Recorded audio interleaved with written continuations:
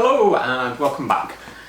It's been a while. Last time I posted a vid, I was talking about the yeast project that I was doing, where I was taking a sachet of Boots homebrew beer yeast from, I think it was the the 90s sometime, and trying to revive it and bring it back to life. That project went by the wayside for a little while. We started paving the garden, we had a cement mixer in the kitchen, and cement mixers and microbiology don't really mix very well. So I'm still hoping to pick that project back up again at some point, but it's on the back burner for now. But today I'm going to talk to you about using wood casks on the homebrew scale. So first off, apologies if there's some noise. We're actually brewing the next beer to go into our wood cask today. That is a barley wine. The recipe is from Rich Kohler, also known as Tertiary Brewing on YouTube. He's a member of the Manchester Homebrew group that I'm in. And his recipe is nuts. So that mash tun holds about 35 litres, and the malt bill for this is about 18.5 kilos, so we're having to do a reiterated mash with that. That is nuts, but we'll see how it goes. Anyway, wood casks. First off, let's talk about what they are and some terms for parts of them. So, cask is a vessel for storing beer in, transporting it to serve, or for aging beer or other drinks in. So this is a size known as a pin, so it's around about 5 gallons, around about 20 litres, that sort of area. This is not technically a barrel. A barrel is a specific size of cask. I will get the terminologies mixed up all the time. I apologise in advance, but there we go. So the parts of the cask. So we've got the staves on the side. We've got the head ends, which are the flat pieces at either end. We've got the metal rings that hold the staves in place, hold the whole thing in a barrel shape. And then on this particular one, we've got some fittings on the top and the front here. The front fitting has a keystone in it and the top has a shive in it. So the main thing of note about all of these bits is that occasionally the rings come loose if the barrel sort of expands or contracts. If that happens, just use a hammer to knock them back tight again. And you don't always get barrels with the brass fittings on them. So this is something which is more specific to the beer industry. So if you buy a barrel that has come from, a cask that's come from a cooper at a beer brewery, you are more likely to find them with these fittings on, because these fittings are made specifically so that the shives and the keystones stay in place. These are made out of brass, so with these casks with the brass fittings, do not put acids in them. If you do, depending on the composition of the brass, it can leach out lead, and you don't want that. If you get more generic casks that are more for the spirits industry, they tend to come without the keystone hole at the front, and they don't necessarily have the fitting on the top.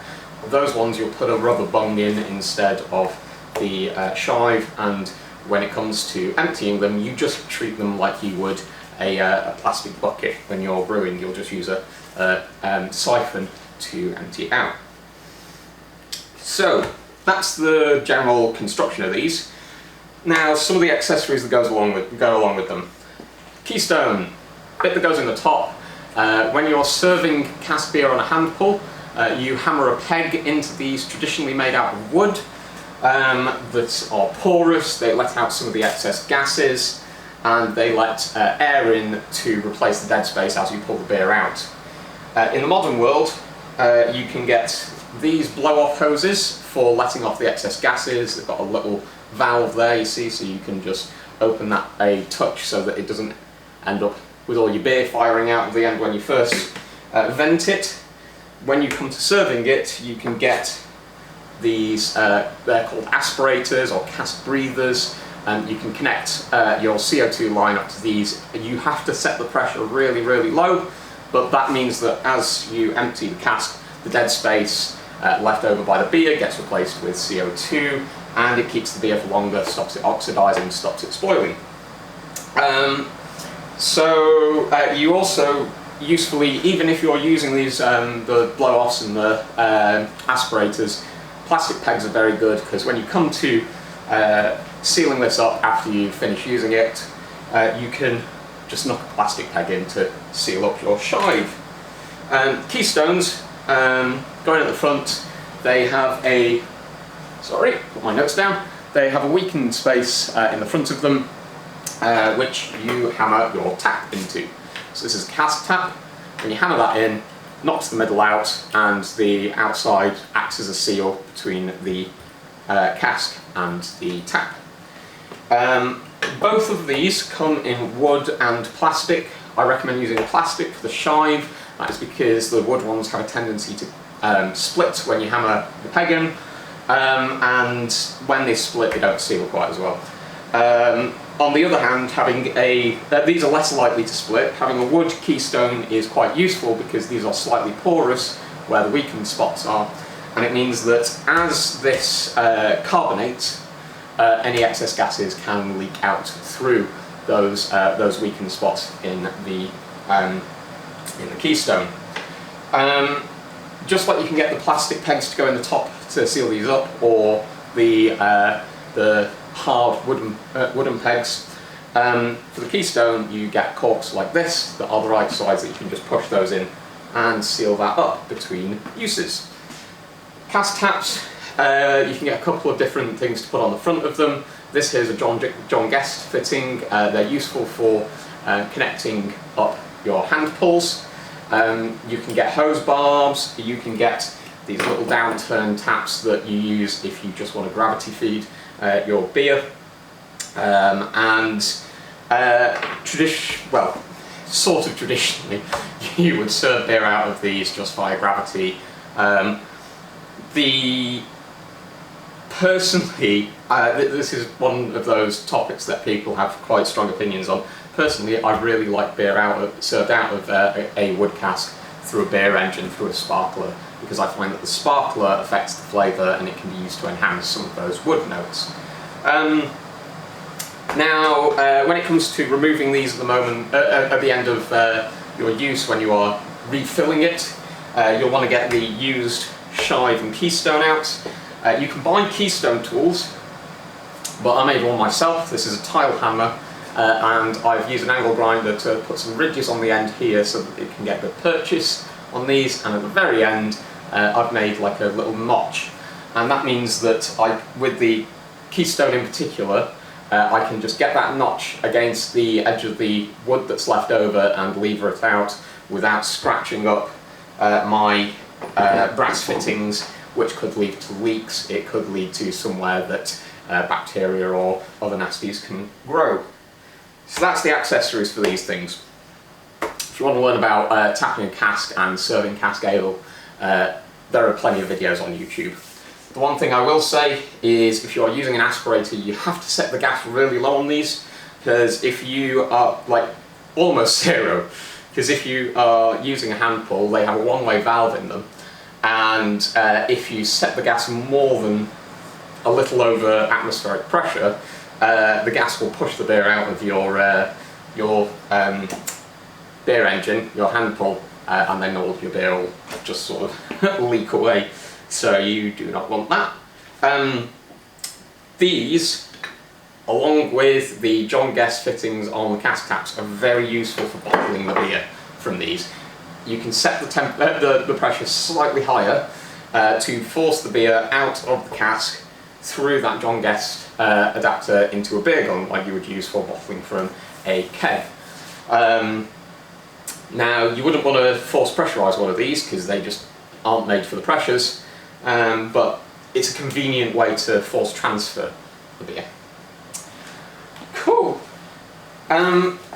So, how do you use one of these? Golden rule, keep it wet.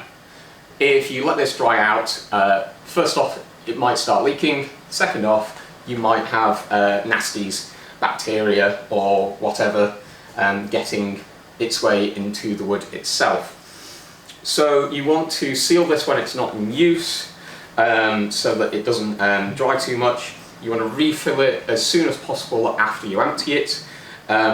You want to, this is sort of a limitation of cask anyway, you don't want to leave it on the hand pull for too long, because when it's on the hand pull it has to stay upright, and that means that these staves at the top aren't in contact with the beer anymore, and they might dry out and start to leak.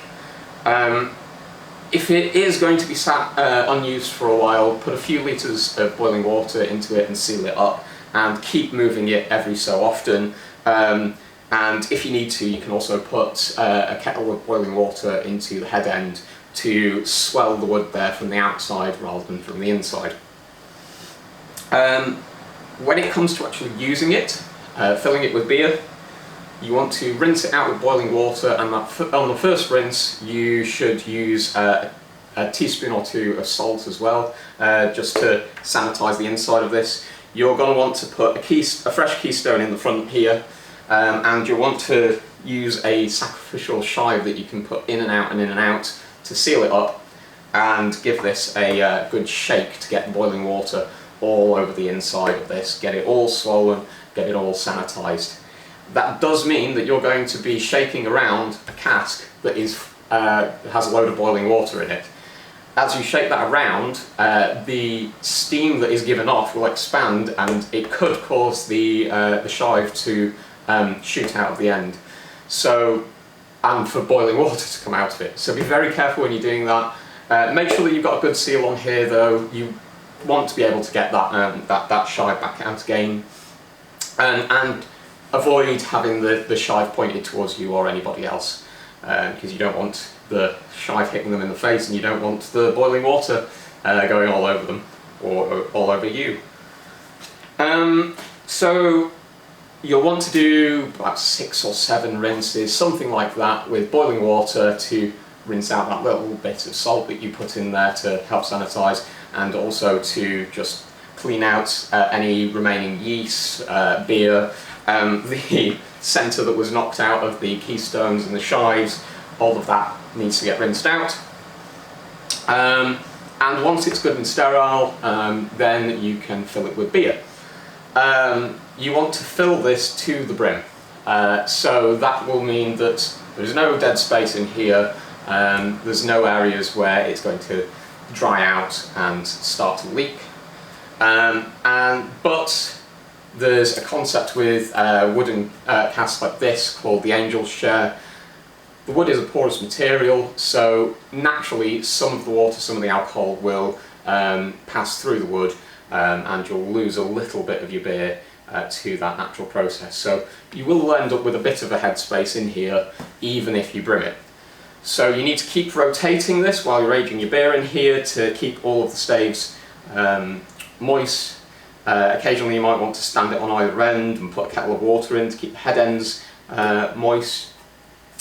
And yeah, so in terms of aging, one of the main reasons that I'm making this video is that there's a lot of information out there about aging beers with wood, but they're mainly either using chunks or spirals or chips at the homebrew scale, where you put those pieces of wood with a high surface area into your fermenter,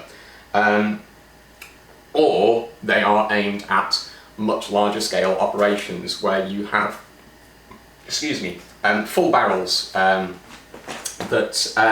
yeah, they have a far smaller surface area to volume ratios, they take longer to interact with the wood, so they require the beer to be in there for a longer time.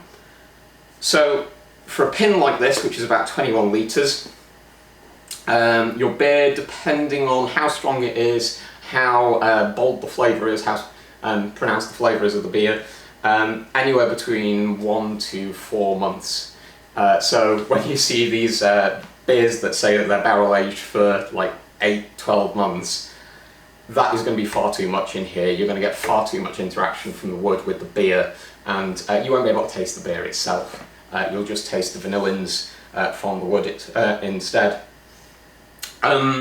So for a lower ABV beer or a paler beer, so for something like a dark mild, which is 3.5%-ish, you probably only want a month, maybe 2.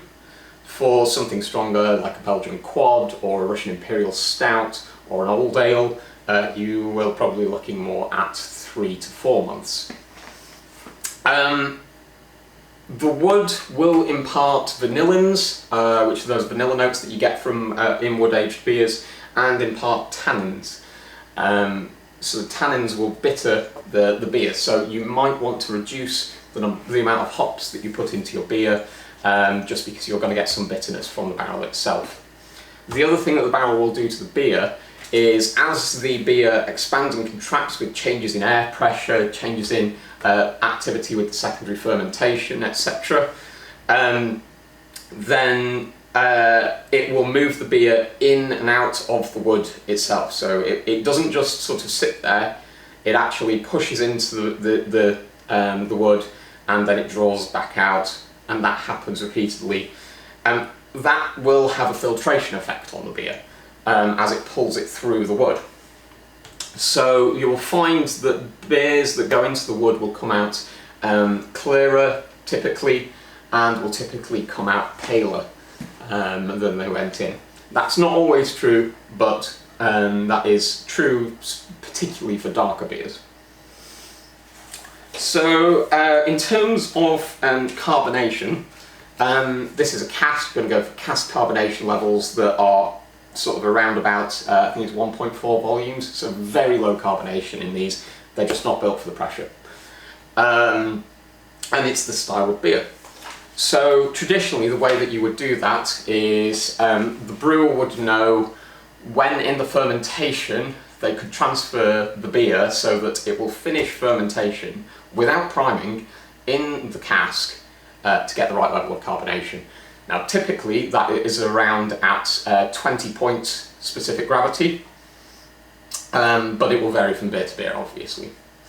The other way to go about it is to ferment out to completion and to prime using dry malt extract. Typically you want about 2 grams per litre of dry malt extract, and the reason that you use that instead of sugar is sugar is very fermentable. That secondary fermentation will go very quick. That means that this process that we want of the beer moving in and out of the wood, we won't get that interaction quite so much, because it's just all going to push out into the wood and it's all going to come back in again. If we use dry malt extract, there are more unfermentable sugars in there. It will be a slower process, and the beer will have more of a chance to move in and out of the wood and get a more complex flavour from the barrel. So that's carbonation. I will note as well that if, like I said before, the Keystone, the wood ones, are very good at letting off a little bit of the excess carbonation. So if you stand this on its end and pour some water into the head end of the barrel, you might see bubbles coming out of the Keystone. That is perfectly normal. That's just the excess carbonation coming out. And that process will continue for weeks, possibly months. And it might stop and start again, etc. So that is all perfectly normal. The other thing is that because this is slightly under pressure, you might get tiny leaks around the place, particularly around the Keystone. These tend to be very slow, so you'll end up with what looks like a syrupy solution around the Keystone, which is the evaporated beer, essentially. And that, again, is perfectly normal in small quantities. But you don't want to leave that collected around there, because that sugar is a very good place for mould and what have you to take hold. So as that accumulates, you might want to stand the barrel on its head end, pour in a kettle of water and get like a small brush to just work away any sugars or moulds that have accumulated on the outside of the barrel. You'll also want to give it a good clean and a sanitize before you actually tap it and make use of the beer. So let's talk about the problems that you might get with these. First off is leaks. These are an actual product, they're made out of wood, and they're going to expand and contract, so leaks happen sometimes. If you have a leak, the first port of call when it's empty is to put this into a bucket of boiled water, so sanitized water. Easiest way to do it is to boil the water, stick that in it, and hopefully it will swell back up and seal those leaks. If that doesn't work, or if you already have beer in here, the other things that you can do are to get some chalk and press some chalk into where the leak is. That should hopefully plug it up, or to use wax. I have seen some videos, particularly in America, of people using smaller wood casks like this, particularly for aging whiskies. So they will take a relatively young whiskey and they will age it in the cask of their choice at home. And they will take beeswax and spread melted beeswax over all of the exterior of the cask. The idea with this is to prevent leaks from occurring, and also to reduce that evaporation, that loss to the angel's share. I've not seen anyone do that with these casks for homebrew beer, but it's an interesting idea. It might work. But I have seen people use wax to seal up individual spots on the cask. Once these get past it, they can, in theory, be reconditioned, where you take the whole cask apart and you use woodworking tools to get everything nice and tight against each other again. But typically that requires a skilled cooper to do. It's not really something that you would do at home. The other problem that you get with these is infection. And that can be Brett's, it can be molds, it can be any number of bacteria or other things. And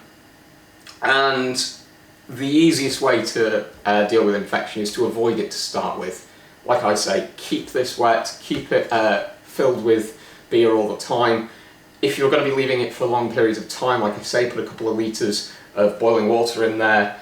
But you don't want to leave it too long, because that water, it's not going to remain sanitary for the long run. You'll end up with that pulling some of the sugars out of the wood. You'll end up with the wood drying out, and you might end up with stuff growing in there. So keep it filled with beer as much as is possible. Also, keep in mind your choice of yeast. If you put a Bretted beer in here, the wood is porous. The Brett is going to get into the wood and it will be quite hard to get rid of. Also, if you use a yeast which is able to ferment less fermentable sugars, then that might have an impact. If you put a beer fermented with a conventional yeast in there, it might kick off the fermentation more than you expected, dry the beer out more than you expected, and have quite an impact. So keep in mind what you're putting in here. If you do get an infection, then one way that a friend of mine has managed to get rid of infections in these is to dry out the interior of the barrel and keep the exterior moist. That makes the interior very, very porous. You then fill the interior of the barrel with boiling water, and that should get right into the wood and hopefully kill off anything which is to a depth that could be reached by your beer. You could also submerge the whole thing in boiling water, but that's probably less practical and a little bit more dangerous, depending on what you have available.